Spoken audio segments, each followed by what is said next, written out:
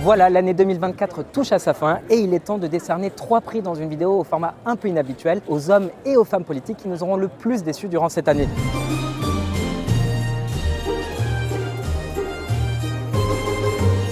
Alors, il ne s'agit pas de le décerner à des dirigeants illibéraux comme Vladimir Poutine, parce que forcément, sinon, tous les ans, il le gagnerait. Cette fois-ci, ce sont bien les hommes et les femmes politiques qui nous auront le plus déçus. Est-ce que tu es prêt à découvrir qui sont les lauréats 2024 ? Allez, reste avec moi, c'est parti. Anti-prix Diplometrix 2024, Yoon Sek-yeol. Alors celui-ci est sans doute l'un des anti-prix les plus mérités de ces dernières années. L'actuel président sud-coréen Yoon Sek-yeol s'est révélé être une immense déception. On parle d'un président qui est passé de faire les gros titres avec des nouvelles comme celle-ci. Le président Yoon a montré de la sympathie pour les arguments des économistes Milton Friedman et Ludwig von Mises depuis ses débuts en tant que procureur, à se retrouver au centre d'actualité comme celle-ci. Le président sud-coréen destitué par le Parlement après une tentative d'auto-coup d'État. C'est probablement l'un des anti-prix les plus mérités de ces dernières années. Le président sud-coréen en exercice, Yoon Sek-yeol, s'est imposé comme une immense déception. Pourquoi ? Ces derniers mois, ce président a littéralement tenté d'organiser un coup d'État en Corée du Sud. Et ce n'est pas tout. Il a même essayé de provoquer une guerre avec la Corée du Nord, complètement ubuesque. À son arrivée au pouvoir, Yoon avait promis 3 grandes choses. Défendre la démocratie libérale, réduire les obstacles bureaucratiques et réglementaires et renforcer le rôle de la Corée du Sud sur la scène internationale. Sur le premier point, défendre la démocratie libérale, c'est un échec total. Le 3 décembre dernier, Yoon a tenté de déclarer illégalement la loi martiale. L'objectif, suspendre les fonctions du Parlement contrôlées par l'opposition, mais aussi abolir la liberté de la presse, d'expression, d'association, de manifestation et de grève. Rien que ça. Pourquoi ? Pour neutraliser l'opposition et empêcher tout blocage de ses projets politiques. En d'autres termes, il voulait effacer la démocratie sud-coréenne d'un coup de pinceau.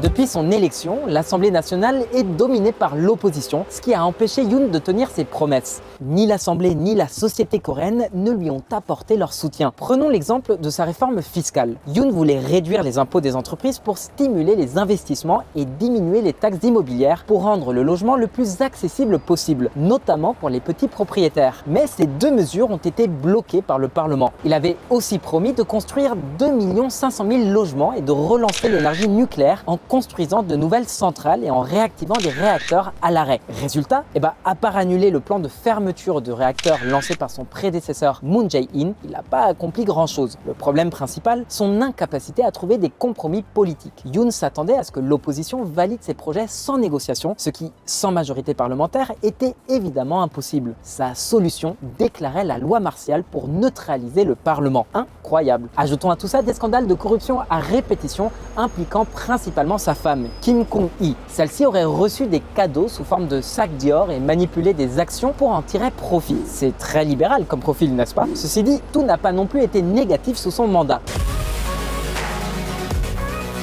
Yoon a cherché à restaurer les relations avec le Japon, très tendues à cause de l'histoire coloniale. Il a construit une alliance stratégique entre la Corée du Sud, le Japon et les États-Unis, incluant des exercices militaires conjoints et un partage accru des renseignements. Le but, mieux répondre aux menaces comme la montée en puissance de la Chine et de la Corée du Nord. Mais cette stratégie a un prix. Yoon a cessé de demander des réparations au Japon pour les crimes commis pendant la colonisation entre 1910 et 1945. Par exemple, en mars 2023, il a annoncé que son gouvernement ne réclamerait plus d'indemnisation à des entreprises japonaises comme Mitsubishi Heavy Industries ou Nippon Steel. Ce choix, très mal perçu par les Sud-Coréens, a suscité un tollé, en particulier chez les familles des victimes du travail forcé durant l'époque coloniale. Son idée, créer un fonds sud-coréen financé par des entreprises locales pour indemniser les victimes. Une décision qui a contribué à sa chute de popularité.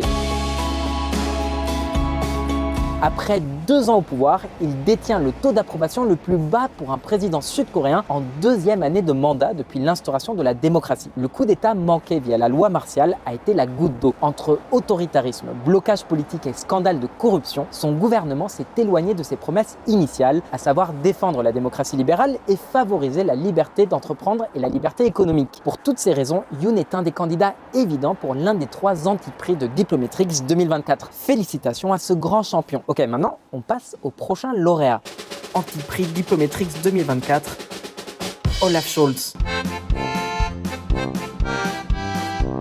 Le chancelier allemand Olaf Scholz est un autre grand gagnant de l'Antiprix 2024. Et franchement, les raisons, elles manquent pas. La principale, c'est le désastre économique qu'il pilote actuellement en Allemagne. Ce pays, autrefois la locomotive économique et industrielle de l'Europe, voit aujourd'hui sa machine s'essouffler. Pour la première fois en 2 décennies, l'Allemagne connaîtra 2 années consécutives de croissance négative, 2023 et 2024. Et pour être honnête, aucune lumière ne semble se pointer au bout du tunnel. Les prévisions pour 2025 indiquent une croissance proche de 0, voire une possible 3e année de récession consécutive. Le plus inquiétant, c'est que ce mauvais bilan s'accompagne d'un flux constant de fermetures d'entreprises et d'usines. La situation est si préoccupante que la Chambre allemande de commerce et d'industrie a tiré la sonnette d'alarme. L'Allemagne pourrait bien être en train de commencer à se désindustrialiser. Oui, bien entendu, regarde ça. Les signes de désindustrialisation deviennent de plus en plus évidents. Martin Wansleben, chef de la Chambre allemande de commerce et d'industrie. Évidemment, tout ça, ça se traduit déjà par des pertes d'emplois. Prenons l'exemple de Bosch, le plus grand fournisseur de l'industrie automobile allemande. Il y a quelques semaines à peine, l'entreprise a annoncé un plan visant à supprimer 5500 postes d'ici 2027, dont 2 tiers dans ses usines allemandes. Et bien sûr, Bosch est loin d'être la seule entreprise concernée. Ford supprime 4000 emplois en Europe, dont 2900 en Allemagne. De son côté, Volkswagen évoque un ajustement pouvant aller jusqu'à 30 000 emplois. La raison ? En résumé, les politiques désastreuses mises en place par le gouvernement allemand depuis des années, mais qui ont été accélérées par ce gouvernement en particulier. Scholz a gouverné au sein d'une coalition surnommée la coalition Feu Tricolore parce qu'elle réunissait les sociodémocrates, les Verts et les libéraux. Et on en parle au passé parce que cette coalition, elle a déjà explosé et des élections anticipées sont prévues le 23 février prochain. Le problème, c'est que son gouvernement a accumulé des politiques contradictoires et incohérentes, plongeant le secteur productif allemand dans le chaos. Un exemple frappant, à la fin de l'année 2023, le gouvernement allemand a décidé de mettre fin aux subventions pour les véhicules électriques afin de réduire les dépenses publiques.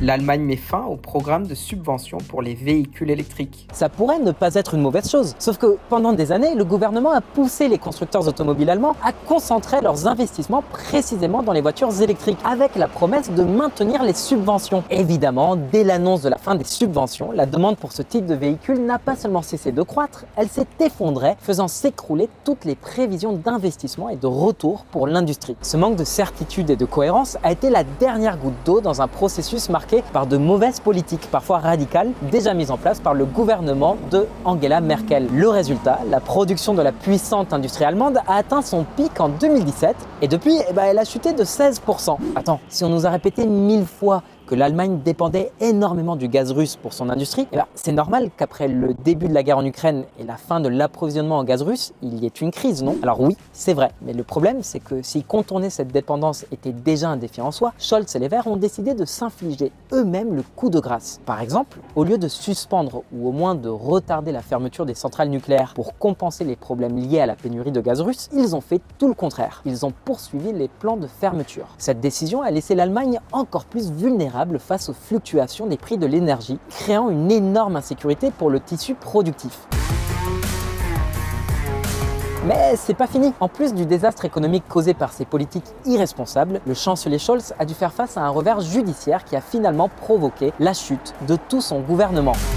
La Cour constitutionnelle a jugé que la loi sur le 2e budget supplémentaire était incompatible avec le frein à l'endettement inscrit dans la loi fondamentale allemande et l'a donc déclaré nul. Le frein à l'endettement limite le déficit public allemand à 0,35% du PIB. Scholz avait prévu d'utiliser près de 60 milliards d'euros, initialement destinés à contrer les effets de la Covid-19 pour financer ses politiques climatiques et énergétiques. Mais cette réaffectation des fonds a été déclarée inconstitutionnelle, plaçant le gouvernement dans une impasse. La seule option pour Scholz et les Verts était de trouver l'argent ailleurs, en s'endettant plutôt qu'en réduisant les dépenses dans d'autres domaines. Une solution à laquelle le ministre des Finances, le libéral Christian Lindner du Parti démocratique libre, le FDP, s'est fermement opposé. Cette opposition a conduit à son éviction. Avec son départ, le gouvernement Scholz a perdu une motion de confiance, entraînant sa chute et des élections anticipées prévues pour février de l'année prochaine. Bref, c'est un véritable désastre.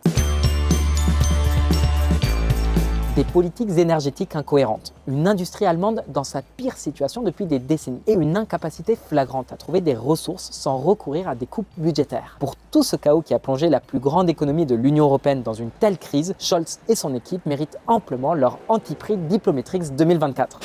Antiprix Diplometrix 2024, Daniel Novoa. Et voici, mes amis, le troisième et dernier lauréat des Antiprix Diplometrix 2024. La compétition était rude, les candidats nombreux, mais au final, tu l'as bien mérité, Daniel Noboa, tu remportes la troisième palme. Alors pourquoi?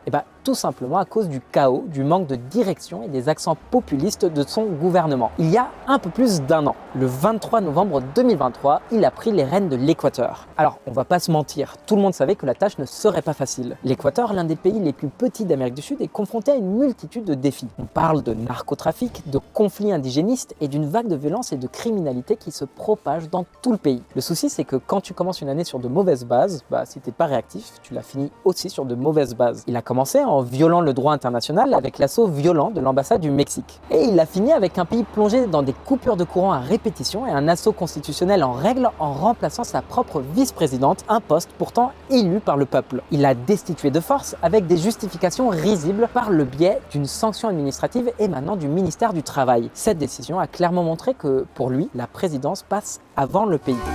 C'est une transgression de la Constitution. Il n'existe aucune norme permettant la suspension de la vice-présidente de la République. Jimena Ron, avocate spécialisée en droit constitutionnel. Les amis, il semblerait que Noboa soit habitué à obtenir ce qu'il veut, quitte à enfreindre les règles pour y parvenir. Honnêtement, c'est pas vraiment le genre de comportement qu'on attend d'un président. Et maintenant, voilà qu'il annonce de nouvelles augmentations d'impôts. Oui, de nouveaux impôts, parce que Noboa semble n'avoir qu'une seule stratégie, piocher directement dans la poche des contribuables, ce qui est pas vraiment idéal dans un pays qui doit encourager l'entrepreneuriat et attirer les investissements. Et franchement, qu'est-ce que tu veux que je te dise de plus que ça? Le crime organisé s'enracine à Quito. La capitale équatorienne a été le théâtre d'attentats terroristes et d'une multitude d'homicides, alors que les principales bandes criminelles y ont déplacé leur affrontement. La grande promesse de sécurité de Noboa ne donne pas les résultats escomptés. Certes, les homicides ont diminué, mais tous les autres crimes graves, comme les enlèvements, les vols ou les viols, ont explosé. Et c'est pas tout. Les prisons restent toujours sous le contrôle des gangs. Et pour couronner le tout, le tribunal constitutionnel a annulé une grande partie de sa politique de sécurité. La Cour constitutionnelle de l'Équateur déclare illégales plusieurs mesures de l'état d'exception décrétées par Noboa. Voici une autre de ses grandes priorités et pour l'instant, les résultats sont inexistants. On se retrouve avec un président très arrogant, prêt à tout pour arriver à ses fins, mais incapable de mettre en place une véritable feuille de route pour favoriser la prospérité de l'Équateur. En fin de compte, ces résultats sont tout bonnement catastrophiques. Un exemple parfait, c'est le récent congrès ibéro-américain organisé en Équateur en novembre dernier. Quasiment personne n'y a assisté. Tous les chefs d'État d'Amérique latine ont tourné le dos à Noboa, ce qui au fond n'est pas si surprenant quand on sait qu'il a insulté à peu près tout le monde, de Petro à Milei en passant par Bukele. Bon après, ça veut pas dire qu'il le méritait pas, mais c'était sa première grande occasion de briller sur la scène internationale et ce fut un échec. Peut-être que sa seule initiative courageuse reste celle-ci.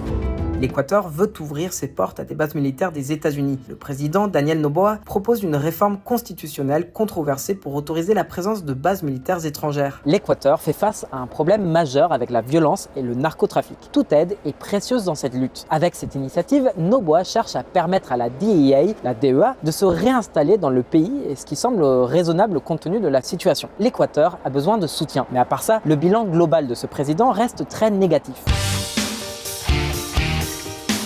En un peu plus d'un an, Noboa a augmenté les impôts, fait exploser les dépenses publiques, alourdi la bureaucratie, déclenché une guerre diplomatique avec le Mexique et une bonne partie de l'Amérique latine, manipulé les institutions à sa guise, échoué à mettre en place un plan pour résoudre les coupures de courant, laissé la violence à des niveaux extrêmement élevés et s'est vu désavoué par la Cour constitutionnelle. Et malgré tout ça, l'Équateur n'a toujours aucune perspective claire pour retrouver la prospérité, le calme et la paix. Alors Noboa, tu nous excuseras, mais tu mérites la palme d'or des Antiprix 2024 de Diplometrix.